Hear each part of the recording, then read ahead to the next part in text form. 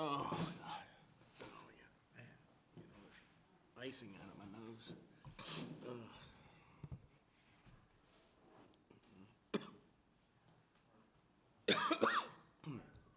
Here with head football coach Walt Wells following the Colonel's homecoming victory. We begin with Coach's opening statement, and we'll open the floor to questions from the media. Coach? Obviously great to get a homecoming win. Great crowd, great atmosphere today. A lot of people back, in the locker room singing Cabin on the Hill, seeing a lot of former players from all ages, 60s, 70s, 80s, 90s, 2000s. I mean, I saw a guy I hadn't seen since the day he walked out of here that I coached under Coach Kidd. He went to Tulsa and been a fireman. Nick Gillespie, I didn't even recognize him. But it's great to see all those people back, and then they get the opportunity to celebrate a win. Proud of our football team, proud of their efforts, their preparation all week. We've got a lot of things we can clean up, and there's some things that we can clean up, and we will clean up, but never going to apologize for a victory and enjoy it 24 hours and then get ready to go to Tarleton. So with that, I'll open it up for any questions. Well, happy birthday. Thank you. Thank you. Thanks, well, it's always good to win on a birthday, too. It is. Talked to Ryan this week. He said, hey, defense getting some turnovers, create some things. We got to turn those into points. Obviously, defense scored today. Yes. Your thoughts on that? Yeah, I mean, they had a chance for two of them. It was a correct call on the first one that got overturned.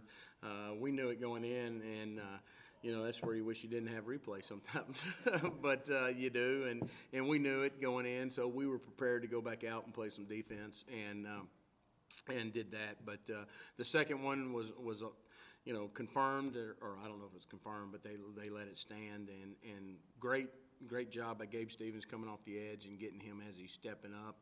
Ball bumbles up and lays on the ground. And really credit to our coaches for always emphasizing, and to our players for listening and doing it in practice. Whenever there's a ball on the ground, scoop and score. And that's something that you continually to try to preach. And to see it happen twice today was really, really good. And, only count once, but the drill to come forward. And then on offense, I think you guys threw the ball 6 times in the second half. You're control things on the ground. Do you like that kind of game? Listen, yeah, I do, because we won. And we got to, this team, in my opinion, we have to find various different ways to win. And, as you noticed, we lost 2 of our receivers this week. So Daquan Stanley was out, and Jacob Dixon was out. So we knew we were going to have to be a heavy run team coming into the game. And we threw the ball some and got the ball where it needed to go. And I thought Matt did some good stuff. But we knew if we just protected the football and we could run the football, then we'd be fine. And I thought Josh Carter had one heck of a game. I thought he played extremely physical, extremely hard.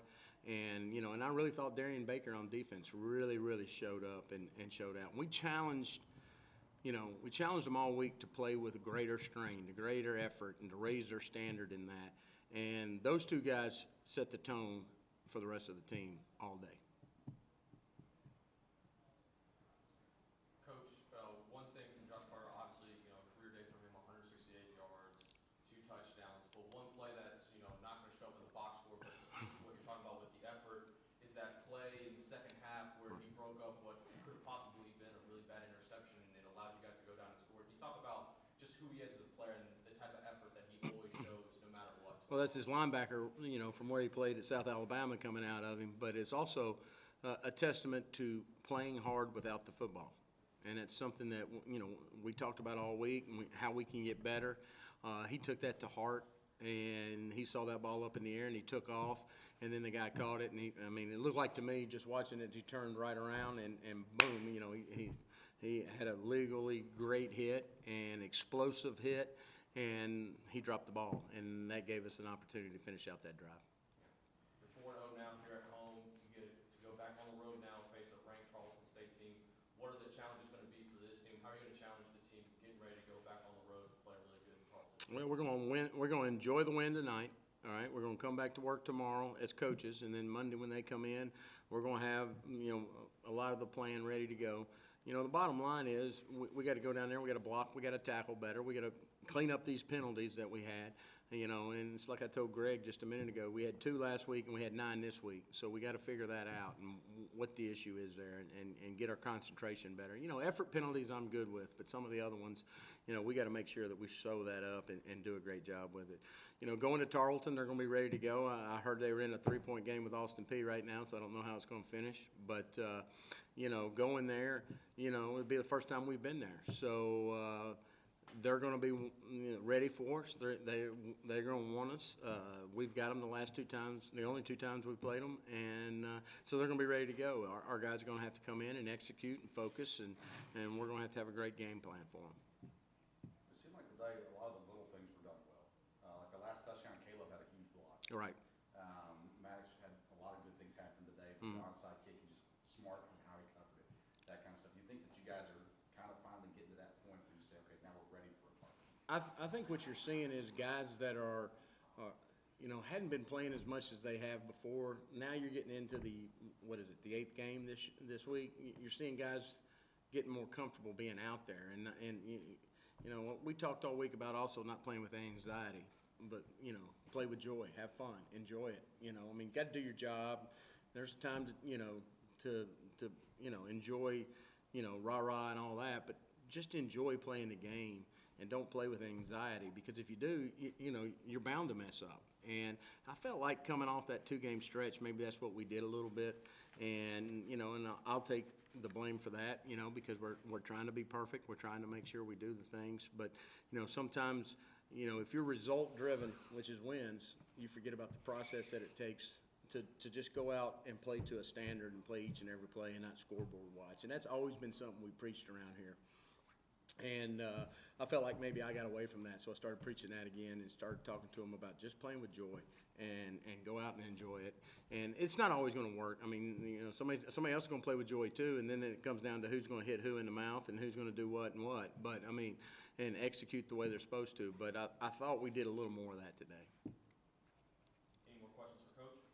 I have one. So, Coach, on the topic of penalties, it seemed like it was a big factor in today's game. What will you do coming forward to avoid those? Well, if it's a non-effort penalty, we take them out of the game. And, you know, the biggest motivator is the bench. And so we let them come sit with us and do that. If it's a penalty and they're giving great effort and it's just happened, sometimes you got to understand those things that happen. And so we go through it like that. I mean, we will show them different, you know, all the clips and make sure that they understand where they're at. A couple of the holding calls were unnecessary, and it's a thing that we got cleaned up today. And I just said, if you do it again, you're out. You know, you're done. And you're going to sit right over here by me, and I don't care who goes in the game. We'll figure it out. And those are things that we have to understand that, you know, do your job well, play with a physicality unknown to anybody, but do it within the confines of the whistle and the rules. Anything else? Coach, thanks for your time. Thank you. Appreciate it. Happy homecoming. Thank you.